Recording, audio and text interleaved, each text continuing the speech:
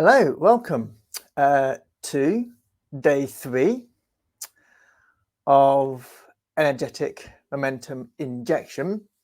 I'm going to keep that name because I've yet to think of a better name for it. Because it is ultimately about an injection. Because most of us, I think most of us are pretty motivated in whatever we're trying to do, but we lack an injection, and that could be for many reasons. Maybe we're stressed, or maybe we had a bad night's sleep, or maybe we simply don't believe. But if you can find a way to just, and this is in my experience, somehow suspend that for a tiny bit, I find motivation kicks in quick. It's so weird. Like, stop being depressed for a tiny bit. Not saying this is easy, by the way, and I am absolutely from I know from personal experience that is so hard to do. But in the very rare moments I've been able to achieve it in the last 15, 20 odd years, my God, I mean, the motivation goes through the roof. Crazy. It doesn't last very long, but that's another story. But it does go through the roof. So it's almost like it's always there, but it's like, shall we say, numbed down. It's like dumbed down. Maybe it's, I mean, I suspect it's due to you're in a different sort of vibrational state. So like people talk about emotional state, but if you're in a very low vibratory state, like depression, sadness, you feel a bit low, you feel, try your hand at motivation. You can't do it. I know. I'm almost a veteran. Hello, however, if you find a way to actually break that, and I managed this once actually, one of those very rare occasions, you have a good laugh out of nowhere. Have out of nowhere a good belly laugh, not a quick giggle, but a proper belly laugh, one that really gets you going. It's so weird. Your motivation suddenly goes. You suddenly have a bit more energy. Yay! You've got that intense. So I always say we all have it in us. Like, I've been motivated out of nowhere, and not true motivation, not one where you've got to do this action, otherwise you're going to be in trouble. Motivation, what we call it, moving away, from a potential threat. I'm on about true proper motivation, where you've got a real passion, a real zing, a real pow. That type of motivation. So I think when it comes to building momentum towards your own success, we all have that energy inside of us. It's just trying to find a way to release it. But if I say the word injection, I think that sounds more cooler. I don't know why. I could have said release, but I'm going to say the word injection instead. But we're on to day 3, and this one is about a absolute classic of all classics, your inertia. Now, for those, I mean, you probably know what inertia is anyway. But for those of you who don't, my limited understanding of it ultimately is about sort of finding a way to. We talk about reprogramming your subconscious, and you hear people talk about, oh, reprogramming this and reprogramming that, and they do hypnosis here and they do this, that, and there, and all again well intentioned. But for me, I find that the best way to realize this is that you have actually got 3 levels. Actually, you've got 4 levels of subconscious. You've got 4 levels of consciousness. You have your conscious thought. What's it on about? Yeah, that thought. Okay, so that's your thing. Fine. Then you've got your subconscious, which is really based mostly with your body, in connection with your deeper unconscious, which is like the whole world around you. And then you've got your like higher super conscious, which is like this is where it gets a bit like spiritualistic. So if you don't like your like this audio or video, depending on how you're gonna sort of perceive this, some of you will be a video. I'm recording a video. You can sort of see me wave. If you're listening to this, it'll be on audio, and there will be an audio download. If you visit visit the website, there'll be an audio version. If you haven't got time to watch, that's fine. You can put it onto your phone, listen to it. All good. But this will be like one of those videos which kind of gets blurry between what I call like the spiritual side, like you've got a soul, you've got a spirit, it's your super conscious. And then like the objective side is very blurry because some of you will absolutely hate the idea that you've got a soul, think it's all, you know, you're tra-la-la, goondia, you're a bit or woo-wee, it's all nonsense, it's all bull crap, it's just wrong, it's just weird, you haven't got time for that crap. You know, let's just, you know, reality check, please. Ground yourself. Thank you. You know, and that's fine. That is a perfectly valid viewpoint. But by the same token, there'll be people, some of you, that'll be thinking, well, actually, we do have a soul. We do have a divine plan. There is some meaning in our life or some interpretation of a meaning. You know, people say that life has no inherent meaning, but there's always like an interpretation type of thing going on. You know, so hello, you know, I've had certain experiences, you know, out of body experiences, lucid dreaming. I meditate. You know, I've had premonition. You know, clairaudience, clairvoyance. You know, all sorts really. So this is going to be one of those sort of audios or video, if you're watching, you know, which is going to kind of blur the lines. Because what I'm going to say next, we're talking about the conscious, we're talking about the subconscious. You know, conscious is your logical thinking. It's your, you know, what's he really on about? Yeah, those thoughts. Okay, that's fine. I think most of us know this. We're not stupid. You know, you're not coming to this course, you know, completely oblivious to your different levels of consciousness. I think most of us, you know, we're not stupid. We kind of know the deal. But for those of you who need a reminder, see it as a reminder, okay? Subconscious is your body, your beliefs, values, your identity, who I am. Okay. Then you've got your, and this is where the blur comes in now. You've got your superconscious, which is what I would call your soul. You might call it your higher self, your higher consciousness, the very thin thing. I'm clicking my fingers by my head here. That drives our life for some of it. I'm not saying there's no free will. I'm not saying there's no heavy influence, but for some of it. And then some people would say there's what I call a supraconscious, which is all of that, plus the main body unconscious, which is like the world around you, like your complete total reality, how it intertwines, how the different dynamics set up. No experts. There's no point in me carrying on in that direction.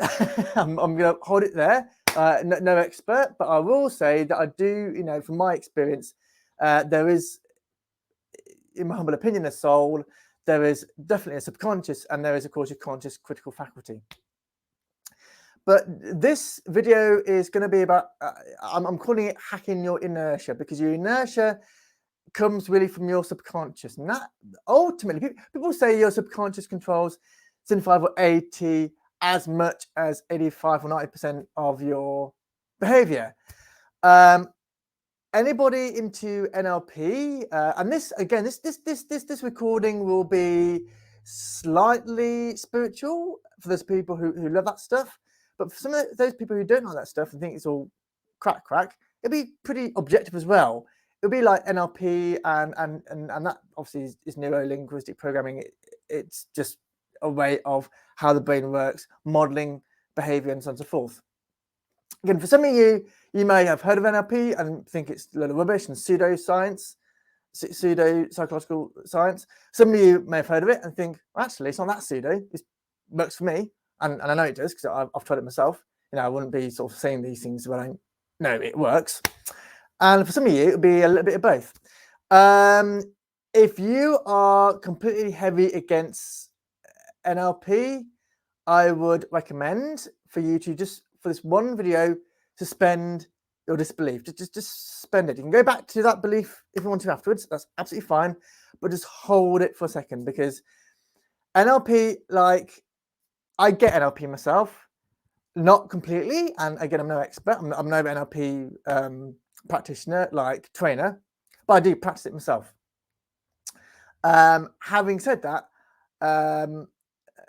interestingly, I've got a sister, and she hates the idea. She apparently had an interview once years ago, and she came across somebody who was doing these weird, funny mannerisms and this, that, and the other, and funny gestures, and it and she hated it. Now, it depends on your trainer. I've had some very good trainers with NLP, but I get why she would say that. Some people do take it a little bit too extreme. Don't know why. Who knows? It's just, so I say, if you think it's all a weird scam, fine. If you want to go to the next video, no hard feelings. If you are willing though to suspend your disbelief, I think you'll find this could be a very productive and actually surprising video.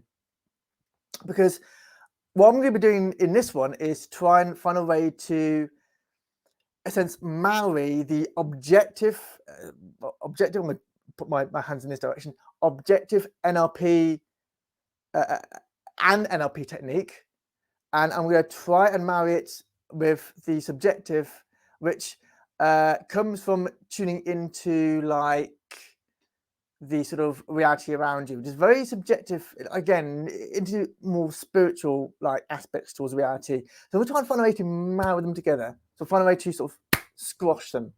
So it's going to be a bit of a weird video, but I think it's going to be a great way of hacking your inertia, because your subconscious, as we all know, hates change. It's not going to. It's there to protect you. It's not something personal. It's just trying to protect you, really. But a lot of people think that around your behavior is influenced around 80%, if not 95% of your subconscious. As somebody who, like I said, knows a little bit about NLP, will tell you it's actually more like 99.999% of your subconscious. That's pretty. In fact, your conscious actually controls a very tiny fraction, almost a molecule amount. So it kind of makes sense that we need to find a way to sort of, and this is where the old reprogram kicks in, but it may sound a bit heavy duty for some people. Some people might think that's pretty, heavy duty stuff. So let's try and find this, let's make this as quick, painless, simple, easy to follow, happy days. Let's try and make this as the most painless and ultimately a more enjoyable experience, because if you can find a way to hack your subconscious, I know it's a weird, I know it's a weird term, hack. It's like a fashion word at the moment, but let's use it. It's supposed to be the word, and who am I to go against what the market wants? So there you are, happy days. I'll use the word hack because why not? But let's try and find a way to sort of hack your subconscious. You can't really, but we'll play along with that word. Because once you find a way to slow and stop the inertia, that is when change happens. Okay, not always good change. Sometimes it can be negative change. This is where you got to do your research, but it will be change. Because change is and often, and again, I'm a veteran at this, it's scary. I don't know about you, it scares the hell out of me. Like, I went to, I had to work in a job sort of many months ago now, around just before Easter, and it was in the catering industry. Now, for those of you who worked in the catering industry, I will tell you now, and they'll back me up, it is fast paced. Like literally like that. It's so quick, so fast. You've got to literally, tidying is done fast. Mopping the floor is done fast. It's basically fast food. It was so super quick, I couldn't catch up. Not gonna lie to you, not the biggest fan for me. I didn't really get it. I was working really quick, weird hours. Hey ho. But what I will say is I did get one benefit. When I put my ego to one side, I did get one benefit, and that was the customers. The customers were brilliant. And what the point of this story is that change is scary, because I had a job when I was a lot younger where I was in customer services. I was actually dealing a lot with customer complaints. Literally, people on the phone going, "I want to speak to your manager." Yeah, those. Do that for a week, it's slightly stressful. Do it for a month, it can sort of make you a bit depressed. Do that for year after year after year. I was in this job for over like 15 years. And yeah, that changes you. You start to see people differently. You don't want to, but you do. You can become very recluse, because when you're dealing with a lot of negativity on the phone, you're gonna be a little tiny bit reclusive. You can't help yourself. It's almost like customers are the bad people. They're not. And that was where my last job, when I was in the catering thing, taught me that customers can actually be really, really good. They're really, really friendly. We had a few laughs, had a few chats with one or two of them. All good. This is the thing.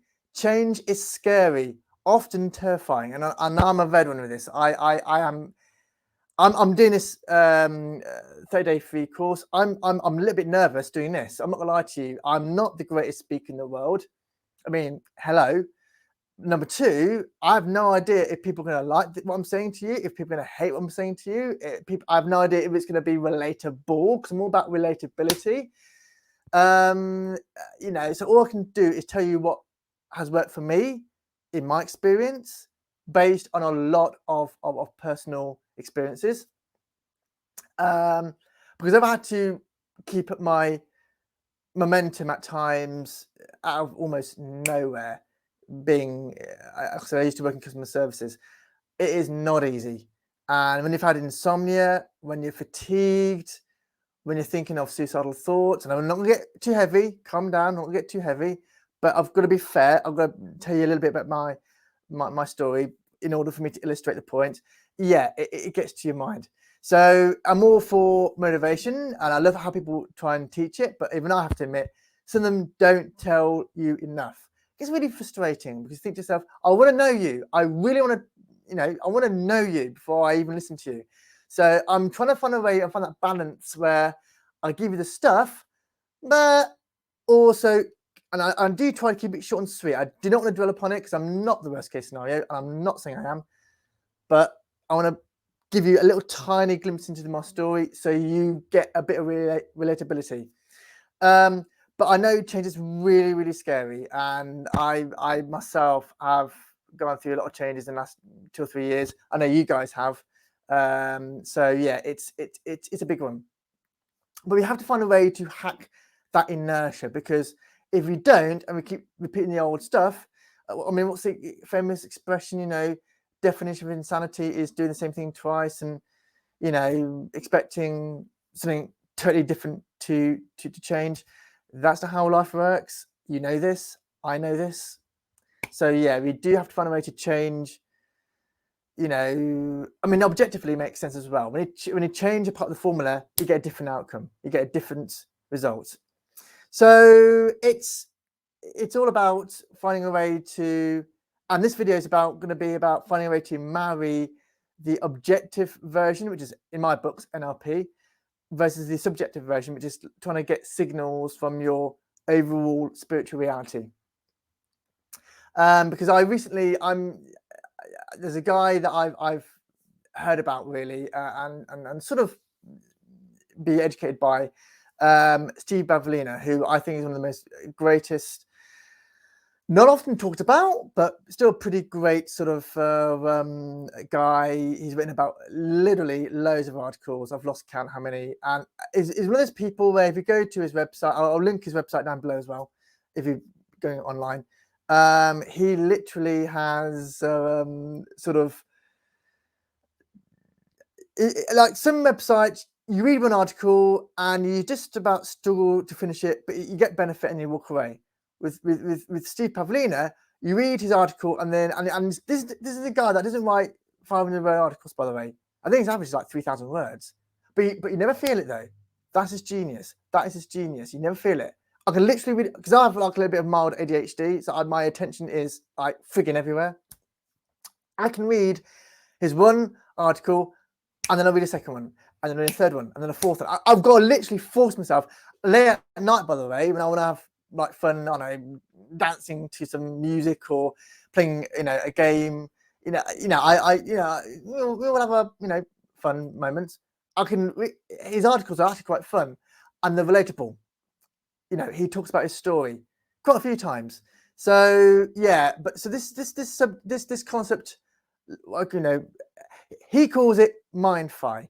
Actually, I don't think it's his term. Actually, somebody else's term, but I'll credit him. And basically, what it is, you sort of find a way to calm down. This is how I do it. I calm down. I try to mindfully meditate for maybe 30 seconds to a minute. I mean, I can't really count because my mind's going down, right? And then I try and see if an image pops up. I try to, in my last video, and I recommend you watch that one, try to forgive, because I want to open up my heart chakra. Again, rewatch my old video. I think it's day 2 actually, when it comes to forgiveness and your personal journey to gain momentum. So I try and forgive. That helps open my heart chakra, like the chakra around, around your heart area, so I can feel love. And then I say to myself, the way I do it is, what's next? And I try to imply an intention that helps people in a very playful way. I do try to do it in a because life should be enjoyed, right? Joy, truth, love should be enjoyed. And that's what I do. So, and I get like an image, and I just go for it. That's all I do. Mindfully meditate, try to forgive, so I get my heart chakra to open, so I can feel love, feel peace. And then I say to myself, in a playful way, what's next? What can I do to help you guys in a playful, fun way? Serious, sort of, but mostly fun way. What's next? And I'll get an image. And I credit Steve Pavlina with this, although I think, if I remember correctly, he gets it from somebody else, but I could be wrong. Now, that's the subjective side. But from a objective side, inertia can be hacked. Again, using that term, hacked. In NLP, there are many techniques in NLP. And again, I please ask you to suspend your disbelief if you're not the biggest fan. NLP has helped me a lot, and I know it will help you guys as well. But for me, what I do, which I find is so stunningly potent. I can't believe I'm going to say this, really. We call it the NLP swish pattern. Basically, what you do, you have to, and it's very objective now. So if you didn't like what I said about reality and subconscious and the soul, this is for those people who love the objective version, like this sort of the grounded. Let's keep it in reality, ground. Let's get a reality check. This is perfect for you guys, okay? So swish pattern is basically when you have, the way I do it is you have an image of what you want as in the process. So for me, let's say, for example, I have a quick chore, but I don't want to do it. You procrastinate, don't really want to do it. Let's say, I'll give you one actually. I'm not the biggest fan of tidying. Don't know if you can see, there's all sorts behind me. I know if you're listening, you can't see, but if you are watching, there's all sorts behind me. Not the greatest sort of swanky place. It's a bit of a mess, bit of a clutter. Tidying, of course, has to be done because we can't live in a mess. Also, I've been told, who knows? Maybe you can. Who knows? Maybe you can live in a mess. I don't know. I've been told you can't. Who knows? Who am I to argue? Anyway, so what I do if I'm really not in the mood, basically, let's be fair, some of us, quite frankly, we're not in the mood. He wants to do some tidying first thing in the morning. It's a chore. I mean, are you really in the mood? Of course not. So what I do what I call swish pattern. I sit down on a chair, I close my eyes, I relax a bit just to clear my mind. I get an image of me doing the tidying, like in a process, just a still image, and actually enjoying it. Okay, I try and feel the feeling for about a good few seconds. I open my eyes. I read my hand in front of me so I can clear the image in my head, because you want to sort of clear the image. Then I do what I'm doing now, which is basically I close my eyes and I have an image in my mind of me actually not liking it at all, which is what I normally do, right? Because you don't want to do tidying. Unless you're a cleaner, you're probably not the biggest fan of tidying. And then what I do, I get the image of before and I put it into a little black and white version, bottom left, disassociated, so I'm not seeing myself in it. And what I do, then I go 1, 2, 3, go swish, and I enlarge it, and then I get rid of the image that I've got coming in, it goes away.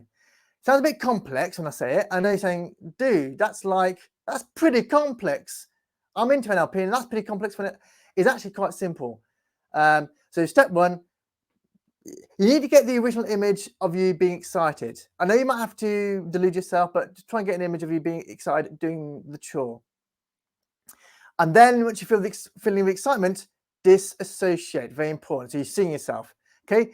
Then you open your eyes, clear your mind, close your eyes again, think about what you are now, if you want to, and then you have the image, the previous image in the bottom left corner, black and white. And all you do is say 1, 2, 3, swish, and then the small image, which is basically you enjoying yourself, enlarges, goes to color, and you leave it there.